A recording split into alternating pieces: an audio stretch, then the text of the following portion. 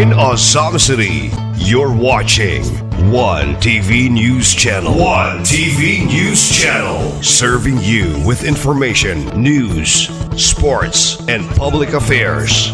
One TV News Channel. One TV News Channel. Serving you with love. Ang telebisyong pangmasa. One TV News Channel. One TV News Channel.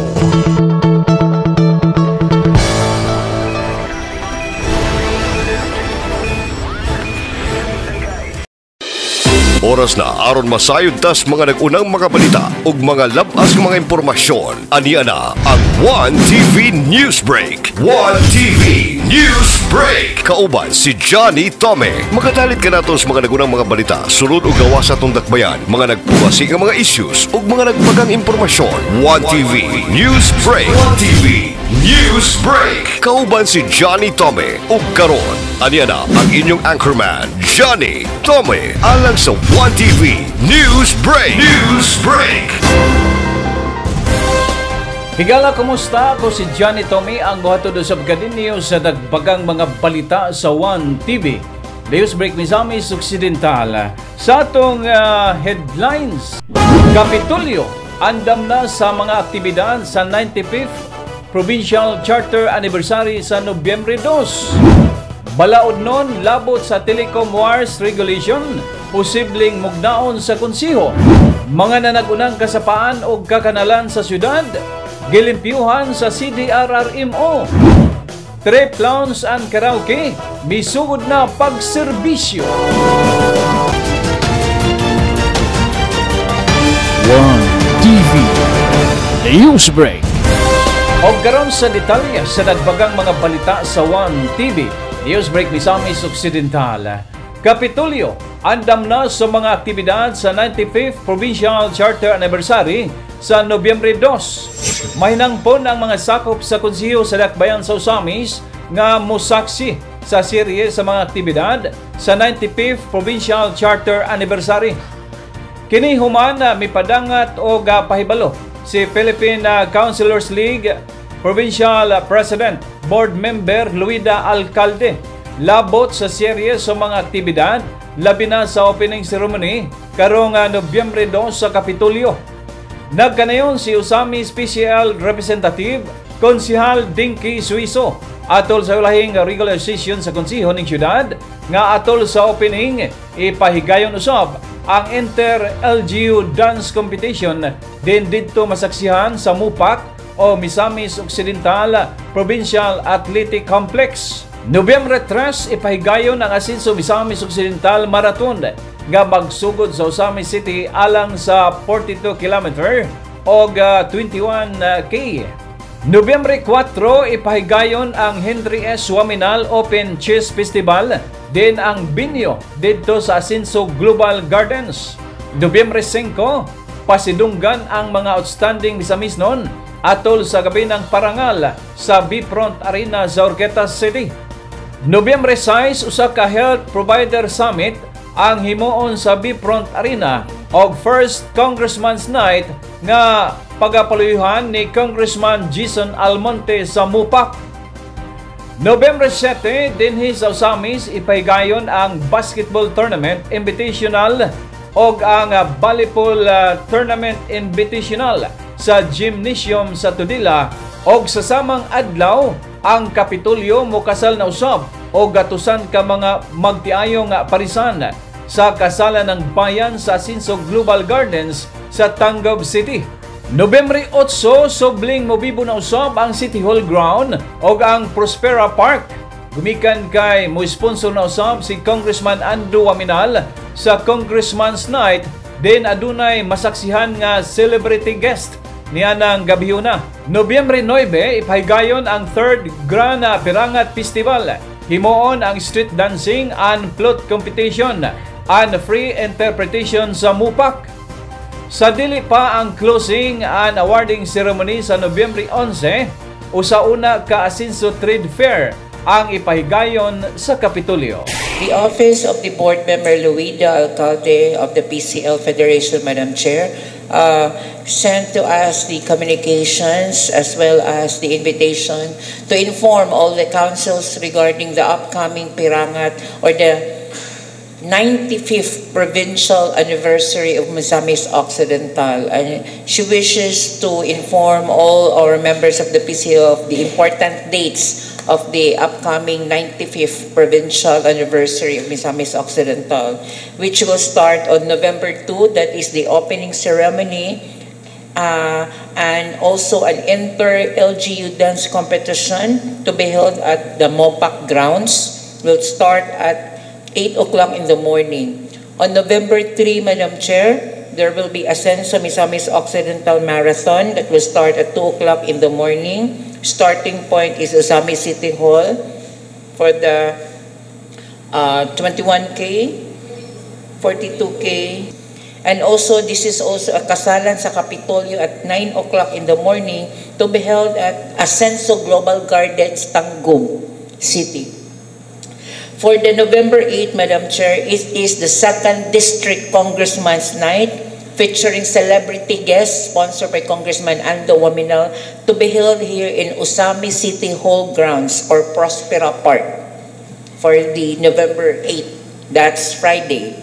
On November 9, Saturday, Madam Chair, is the 3rd Grand Pirangat Festival, Street Dancing and Float Competition, 7 o'clock, and the free interpretation will be 1 o'clock at the MOPAC grounds in Oroquieta. And finally, on November 11 is the Essential Trade Fair closing and awarding ceremony that is Monday during their flag ceremony. So those are the important dates sent to us by the PCL for us to have an idea on what are these important dates for the Pirangat anniversary. TV News Break. Balaod nun labot sa Telecom Wars Regulation, posibleng mugnaon sa konsiho. Posibleng adunay laing proposed ordinance nga mugnaon ang konsiho sa Dakbayan sa Usamis nga magtumong sa pagpalambo pa sa pagbarog og mga poste og pagkutay og mga television and communication cables aron malikayan ang posibleng disgrasya sa mga kadalanan. Sa gipahigayong public hearing mahitungod sa regulation sa mga poste o cable tapping sa mga communication lines nga gipangamahan ni Majority Floor Leader Attorney Mars Tapayan nga ang nasangpit nga proposed ordinance nga gi-public hearing nakatutok lang kini sa transaction tali sa pole owner o renter aron masayran sa licensing division sa City Hall kon pila ang gidaghanon sa mga poste nga gigamit sa tibok syudad. Gidayeg ni Attorney Mars Tapayan ang pamahayag ni CDRRMO Head Rico Dundun Guangco Jr. Gumikan kay pinaagi sa maong sentimiento na hinumduman ang nasinating kahasol nga namugna sa mga telecom cable. Gumikan kay musangit kini sa mga tag-as nga wing band o mga tag-as usab nga container band. Ang mga pole user sama sa PLDT, Globe, mga cable company o uban pa nagsalig lang sa gitason sa poste nga ilang giabangan sama sa mga poste sa Samuel Sidos. Nagtuo si Attorney Mars Tapayan nga kung na makapatuman o giingon ini nga ordinansa ang syudad, mas madungagan ang gitason sa mga poste o mas mutaas pa ang gihabugon sa mga cable lines o dili na maabot sa mga tag-as nga cargo truck. May I suggest again, kung diya sa atong ordinansa, we place the exact height of the wire na mo traverse sa dalan o the plane. As far as I'm concerned, I know na under the building code of the Philippines, ang wire na mo traverse sa dalan dapat 18 feet high. Then ang sa the plane, 16 feet. That's why di ko madakpan. Kaya I know the law. Sige ko kaputol actually. Makaputol may, pero among van containers only 13 feet. Imagine na maigop ang wire. Meaning to say, ang wire na nagtabok sa dalan, it's only 13 feet. Kaya maigop man sa atong truck. And there was one time that we also conducted kanang sa katong prescribed nga height sa kuan where they are supposed to be kuan kanang allowed no nga mo gina para dili mga sangit ba. So kana no we are coordinating with them So we are on our fourth or fifth Friday, no? So every Friday we coordinated in kaning sa pagkandak ana nga clearing operations, Mr. Chair. We thank you. Kining ordinance regulate lang ni sa issues of wires, cables, no na para dili kay mo daghan bagrabe para atong limited ang di na mas spaghetti wires, di na mahitabo na. So kanang mga dangers sa mga poles nga delikado na, it might be another concern, no? So lahi na basi covered na sa other ordinance. One TV Newsbreak. Mga nanagunang kasapaan o kadalanan sa syudad, gilimpyuhan sa CDRRMO. Padayon ang paghimo sa City Disaster Risk Reduction and Management Office sa iyang tulumanon, pagmintinar sa kalimpyo o hapsay sa dakbayan sa Osamis. Ang ulahing aktibidad nga gihimo sa CDRRMO mao ang paglimpyo sa paghawas sa mga basura sa mga kasapaan o kakanalan nga milagba sa sentrong bahin sa syudad. Gipaklaro ni Usami CDRRMO Head Dondon Guangco Jr. nga matawag nga ang clean up drive sa mga drainage o mga creek nining higayuna, matawag nga ang pisik sa Bagyong Christine ang gitagan-an aron limpyo kini sa higayon nga adunay kusog nga ulan. Apan kini nga aktibidad regular na kining tulumanon sa CDRRMO SWIMO nga gipanguluhan ni SWIMO Head Engineer Titis Borge og sa mga personnel sa City Engineer's Office nga gipanguluhan ni Engineer Mumal Mumay Alianik. Awhag ni CDRRMO Head Dondon Guangco nga ang tulumanon sa clean up drive dili lang kini responsibilidad sa lokal nga mga ahensya sa dakbayan, apan obligasyon kini sa tibok Osamisnon. Mahimong moalayon ang katawhan sa pisikal ug aktual nga mga pagtabang, apan mahimo usab nga mutabang pinagi sa pagtuman sa proper waste disposal aron regular nga mamintinar ang kalimpyo og luwas gikan sa kalamidad ang katawhang misamisnon. Nga karon diri, no? Isa sa mga major waterways is kanang creek dili dapit sa may shoppers area. Dayon at least maklinis siya asa tong kung kilid sa merkado o diri pa sa shoppers din kanang luyos merkado kanang naayang nagyanan sa dapit sa baligay bulig, no? Nga mugawas po ng creek kanang kanal diri ra po join ani nga creek o all other waterways, no, mga canals diri sa syudad nga nakita na to nga kinahanglan yung trabahon malimpyuhan para in kaso og naay kusog nga ulan, no. Pero mind you kaning action na to is dili lang itungod kay naay bagyo, no, kundi part ni sa tong regular nga kalihukan diri sa Osamis.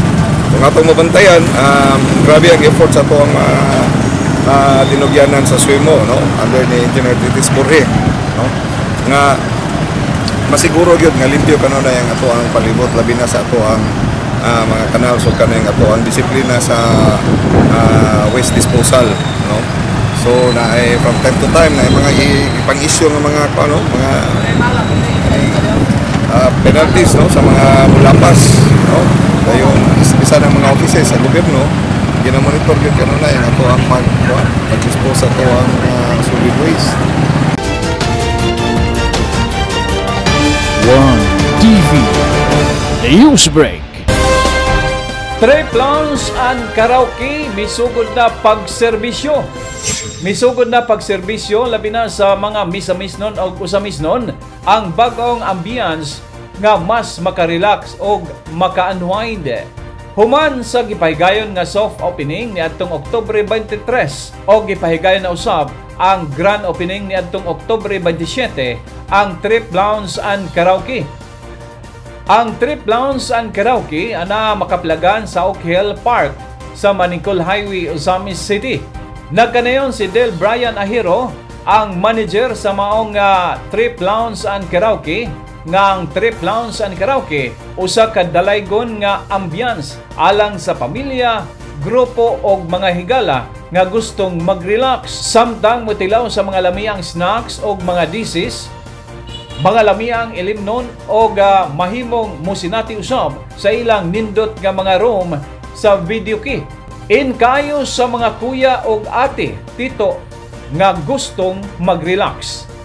O student-friendly usab ang Trip Lounge and Karaoke, gumikan kay adunay espesyal nga presyo ang gitanyag sa mga estudyante.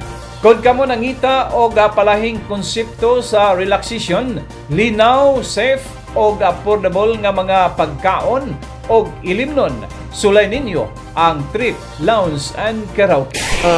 For now, ato ang karaoke rooms is 400 pesos per hour.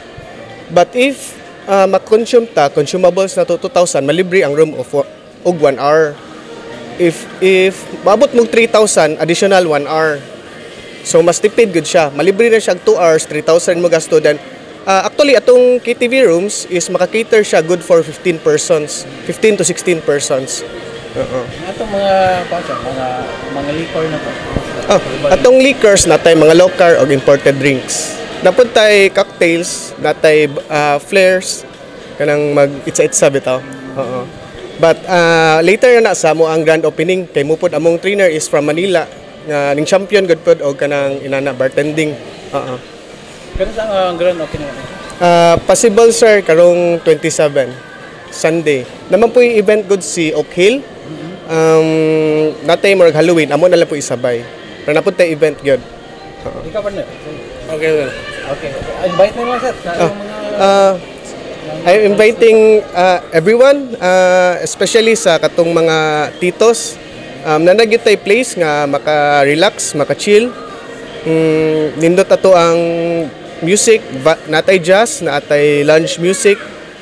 Then affordable gyud, then especially sa mga students, i-try gyud ninyo diri kay murag daghan kay mong ma-miss out if di niyo matry and ma-enjoy ni ato kay I think daghan kay naingon natay mga bisita from Manila, from other places. First time gud silang kita ni sa Osamis nga inani og concept. So don't miss out kay kuan gani murag amo gyud pakahambog sir ba. One TV News Break. Alang sa dugang impormasyon o mga labas nga balita, ipalo lang ang atong official Facebook page, ang 1TV Worldwide, o usab sa YouTube channel, 1TV Worldwide. Makita usab ang 1TV channel sa Pel Products Cable TV, Channel 16, ang 1TV News Channel, Misamis Occidental. Maugkadtong hanay sa nagbagang mga balita sa 1TV Newsbreak Misamis Occidental. Akong mga pagpasalamat sa tanang mga televiewers o mga sponsors nga kanunay nagpaluyo sa 1TV News Channel. Mga pagpasalamat sa atong mga sponsor sa manining musunod. Gloria Bazaar Ozamis, Rizal ug Bernat Branch, Ozamis City ug usab sa Gloria Bazaar o Roqueta Branch. Bryant Milling and Marketing, kompleto sa mga hog feeds, poultry products, veterinary products sa mas ubos nga presyo at mangkini sa Unitop Ozamis. Odyssey Motors, Power Depot Trading ug ang Power Depot Yamaha 3S. Imperial Appliance Plaza na ay nindot nga showroom ug daghang kapili ang appliances. Anaa nimutang sa Don Anselmo Bernat Avenue, Ozamis City. Ozamis City People's Multi-Purpose Cooperative Incorporated. Look for Yuli Prosianos. Luyo sa Public Mall, Purok 1, San Roque, Ozamis City. Goshen Home Care Furnishing Incorporated. Formerly FJK Trading. Makita ninyo mga manindot mga klase-klaseng home furnishing, home furniture products ug daghanan pa. Animas Street, Barangay Aguada, Ozamis City. Alhambra Solera Light, Top Coffee ug Dairy Champ. Distributed by U Lincoln Jr. General Merchandise. To Go Travel, To Go Express, To Go Freight Cargo Ozamis, managed by Mr. Ani Tiu. FYT Hardware Corporation, kumpleto sa mga construction ug electrical materials. Tawag lang sa 521-0458 ug 521-0246. Look for Mr. Pershing Tankieto. Park and Go Bake Shop, Ozamis Branch. Mapalit ang mga lami ang mga pan, cakes ug uban pa. Elim Agricultural Supply, managed by Mr. Jomer Capio, Laman, Ozamis City. Ang St. Joseph General Hospital, konsulta provider, nahimutang sa Washington Street, 50th Barangay, Ozamis City. City, Misamis Occidental, ang inyong kahimsog ug kaayuhan mao ang prioridad para sa walay katapusang kalipay. Bisita na kita sa kan-anan sa tanan, ang Charcoal Grill Food Corner. Charcoal Grill Food Corner. They offer the best tasting menus nga sure nga imong balik-balikan. Ang Talan Haplashes Oil, ang haplas nga mapalit sa lain-laing butika. Jud malikayan ang pagsakit sa akong tuhod. Maong permi jud ko magdala sa akong sinaligan na haplas, ang Talan Haplashes Oil. Grabe ang soothing effect niya para nako. Pangontra sa sakit tungod sa rheumatism, arthritis ug uban pang sakit sa kalawasan. AIA Philippines and Medicard Philippines Incorporated offer Filipinos to live healthier, longer, and have better lives.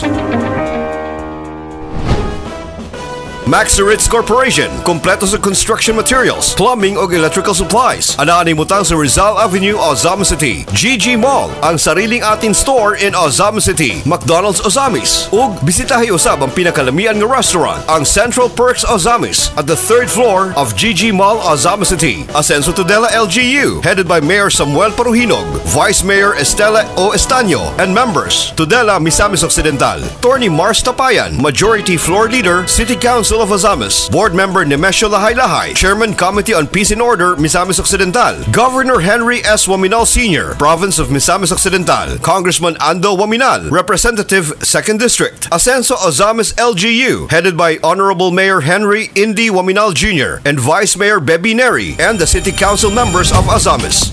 Sa ngalan sa tibok pwersa sa 1TV News Channel Misamis Occidental, kini ang inyong ubos nga alagad, Johnny Tommy ang moingon.